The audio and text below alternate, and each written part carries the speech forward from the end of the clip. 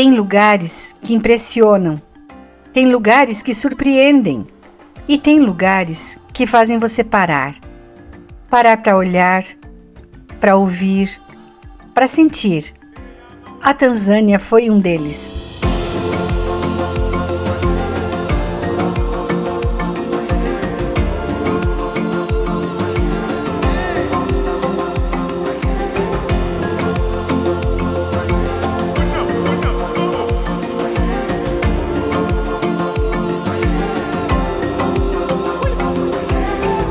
Nosso carro falhou.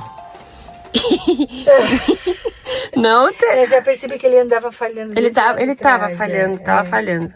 Tipo, na hora de trocar a marcha. Às vezes é combustível sujo, não sei. Eu acho que é a caixa da embreagem. Se o Mickey entendesse português, eu acho que ele estaria dando risada dos nossos diagnósticos. E ele conhecia esse carro como se fosse uma extensão do próprio corpo.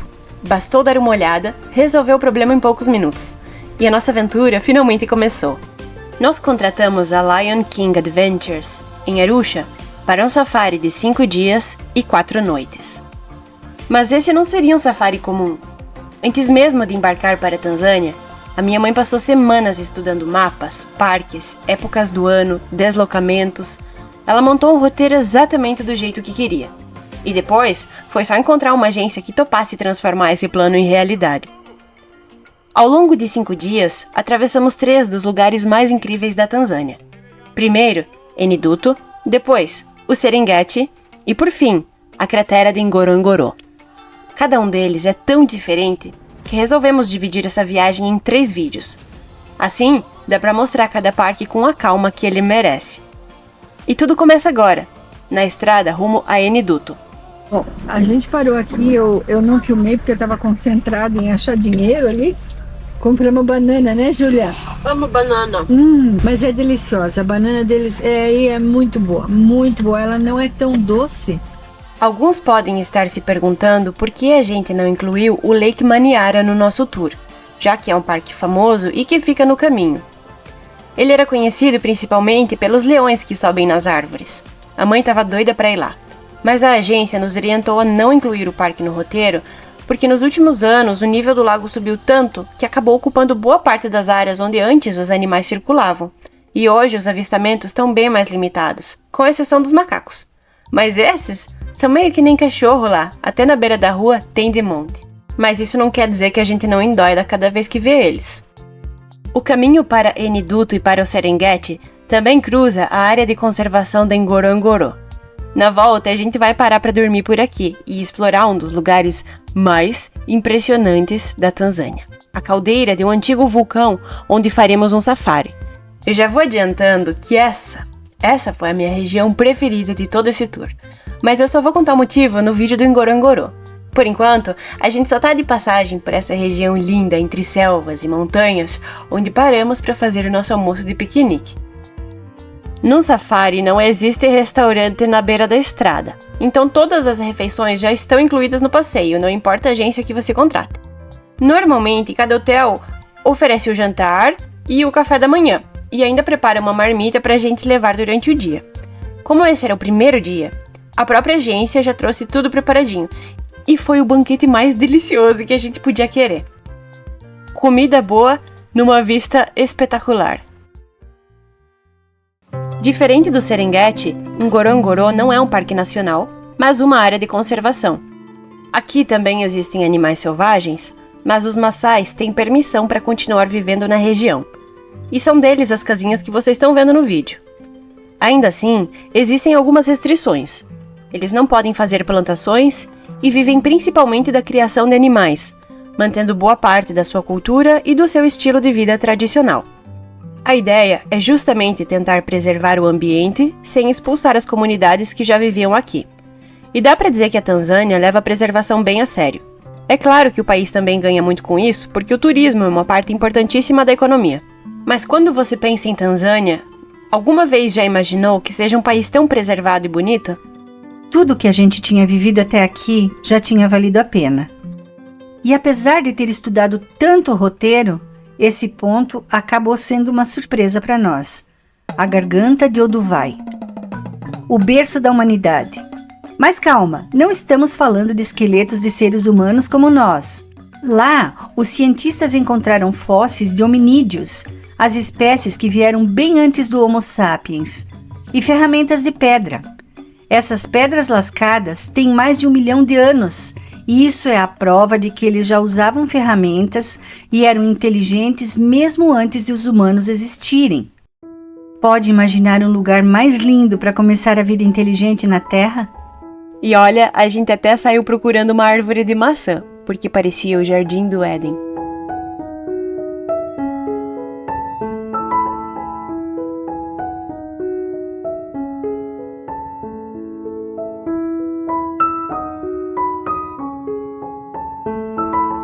Uma das experiências culturais mais enriquecedoras de uma viagem é quando você consegue se integrar com as pessoas de lá.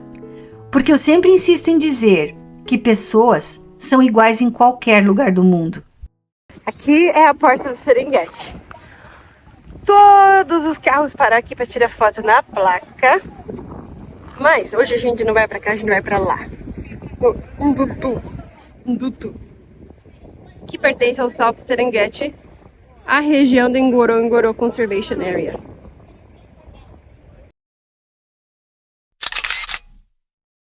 Ndutu é o ponto central de migração para o nascimento dos filhotes.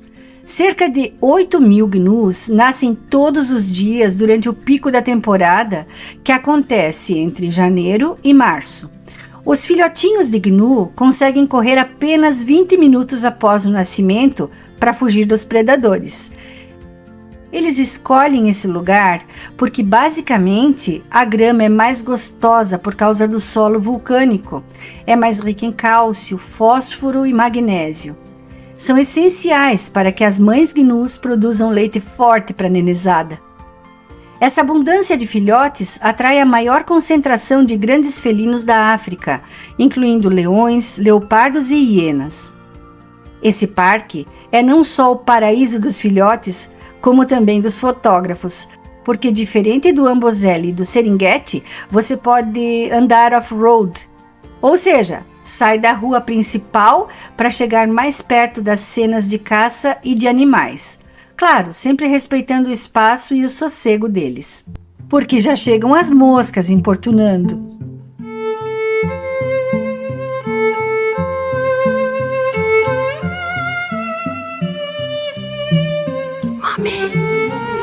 Habana.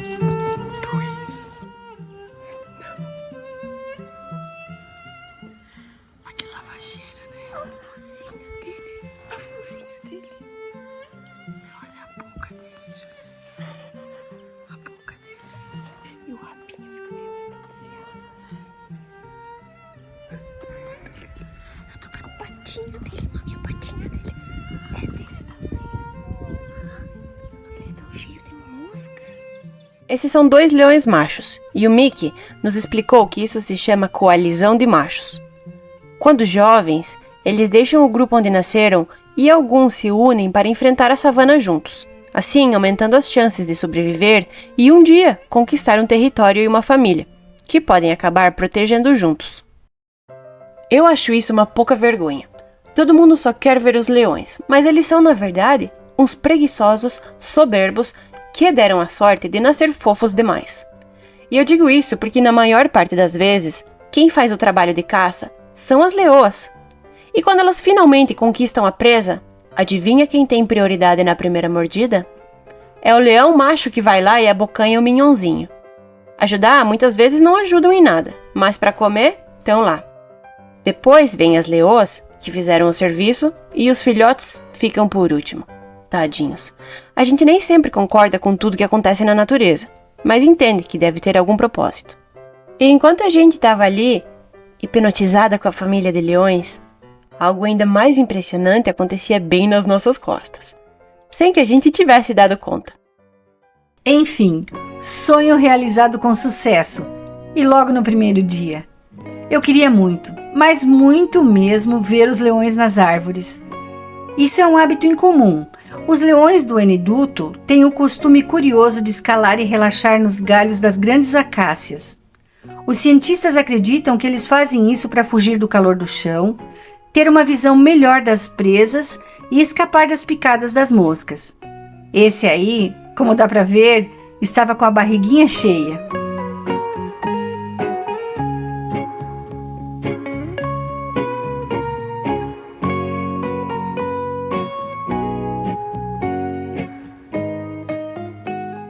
Enfim, um a um, eles resolveram descer.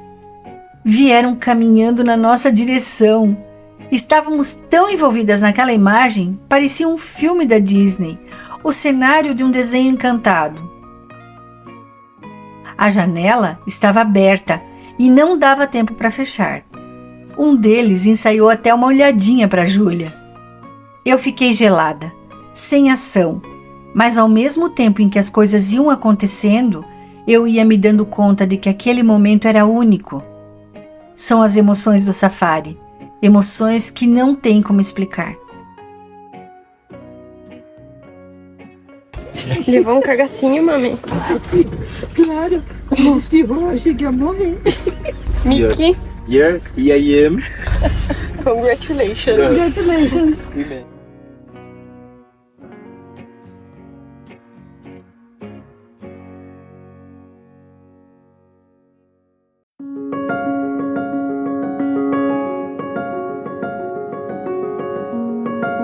Eu comecei a achar que as árvores do Eniduto são encantadas, porque não são só os leões que gostam delas, os leopardos também. E foi assim que mais um gatinho preguiçoso apareceu para completar o nosso dia. Não é fácil ver os leopardos. As manchas deles funcionam como um disfarce perfeito. Eles ficam pendurados de uma forma que parecem parte da própria árvore. Aquele tinha sido um dia mágico. A gente tinha saído de Arusha naquela manhã e percorrido quase 280 quilômetros até Ndutu. E parece impossível pensar em quanta coisa já tinha acontecido em um único dia. Nós vimos zebras, gnus, búfalos, paisagens que pareciam não ter fim, leões dormindo em cima das árvores. E quando a gente achava que já tinha visto tudo, até um leopardo resolveu aparecer lá no alto. Tudo isso em um dia. A gente simplesmente não viu as horas passarem. E quando percebemos, o sol já estava começando a se pôr e tinha chegado a hora de seguir em direção ao nosso camping. Só tinha um pequeno problema. Os campings de Ndutu não são exatamente como um hotel. Eles não ficam um ano inteiro no mesmo endereço, eles vão migrando, eles sempre vão seguindo a migração dos animais. E o nosso estava meio escondido. Então nós rodamos mais um pouco e mais um pouco. No começo, a gente até estava achando tudo aquilo muito divertido, mas depois começou a ficar preocupante. Mas se perder no meio da savana também teve suas vantagens, porque em uma dessas voltas, sem saber muito bem para onde a gente estava indo, encontramos mais 2 leões dormindo tranquilamente na beira do rio, só para acrescentar mais um pouquinho de adrenalina a um dia que já não precisava de absolutamente mais nada. O problema é que o sol continuava baixando e a gente continuava sem saber onde estava o nosso camping. Por aqui, não é simplesmente abrir o Google Maps e colocar um alfinete no GPS e seguir uma voz dizendo vire à direita em 200 metros, vire à esquerda. Não tem rua, não tem placa e quando tem, não ajuda muito. E muitas vezes, nenhum caminho muito claro. É preciso saber se orientar no meio da savana. E naquele momento, a gente viu a importância de ter um guia como o Mickey. Até ele precisou pedir ajuda.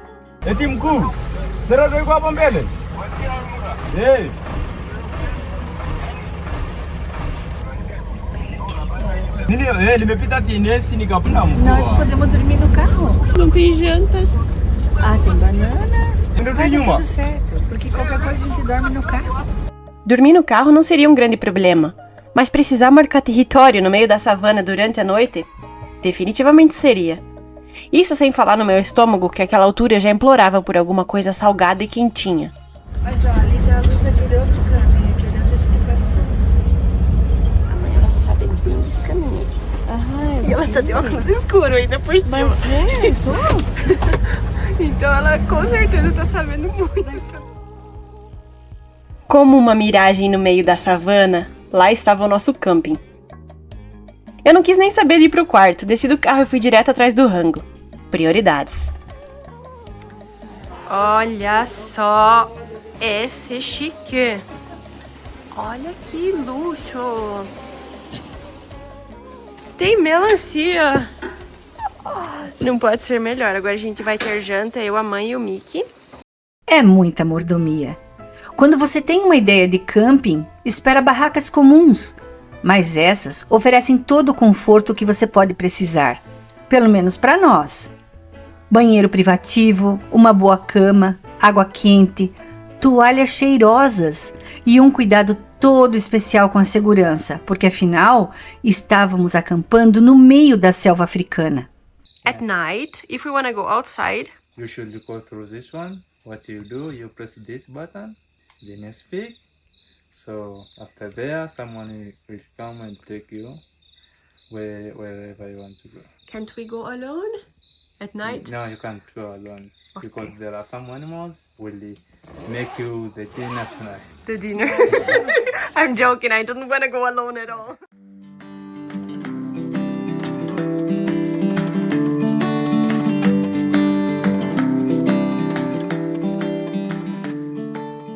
Foi uma noite maravilhosa. Eu me dividia entre reviver as memórias daquele dia e tentar decifrar cada ruído que vinha da savana no meio da madrugada. E quando amanheceu, levantar cedo não exigiu motivação extra. Afinal, a gente tinha um safari inteiro esperando lá fora. Nossa, que cafezão que eu ganhei até bacon, dava pra escolher bacon, salsicha, banana, batata doce, ovos. Era 30 de março e a gente tinha pegado a rabeira da temporada daquele camping. Fomos as últimas hóspedes a ficar ali antes deles empacotarem as barracas e levarem tudo para o norte do Serengeti, seguindo a migração dos animais. Foi uma experiência incrível. A gente praticamente teve o camping só pra nós e um tratamento VIP até o último minuto. Esse é o piazinho. É verdade. Para diferenciar a girafa menina de girafa menino, é que o chifrinho da girafa tem pelo e o chifrinho do girafo é careca. Então esse aqui é o girafo, aquela lá é girafa. O Mickey era extremamente dedicado a explicar tudo pra gente. Não bastava simplesmente apontar um animal e dizer o nome. Ele explicava as diferenças entre os antílopes, os hábitos de cada um, o formato dos chifres, as cores, o tamanho e como a gente podia aprender a reconhecer cada espécie. E fazia a mesma coisa com os pássaros, os felinos, com tudo que cruzava o nosso caminho. Eu, com a minha cabeça de quinta série, obviamente decorava muito mais rápido os nomes que achava engraçados. Tipo, o antílope Dick Dick, ou o pássaro chamado Cory Bastard. Esses eu aprendia na hora.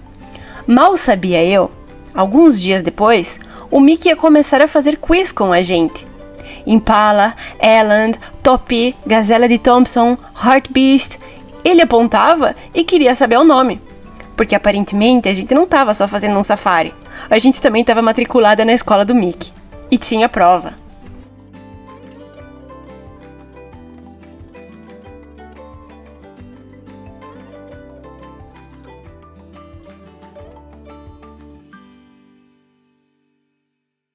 Aquela manhã reservava brincadeiras de criança. Sim, lá estavam os filhotes de leopardo brincando do que pra gente parecia pega-pega ou esconde-esconde. Mas na verdade eles estavam brincando de caçar.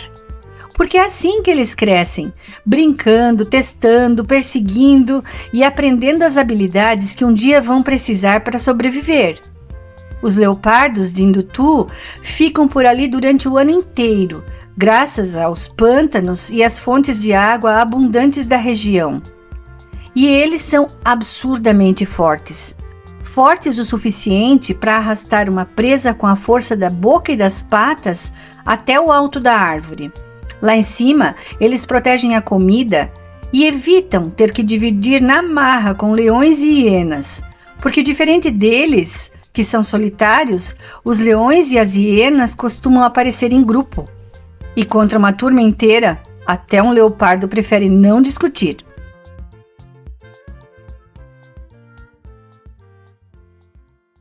E esse é o pequeno aeroporto de Eniduto, ou melhor, uma pista de pouso no meio da savana.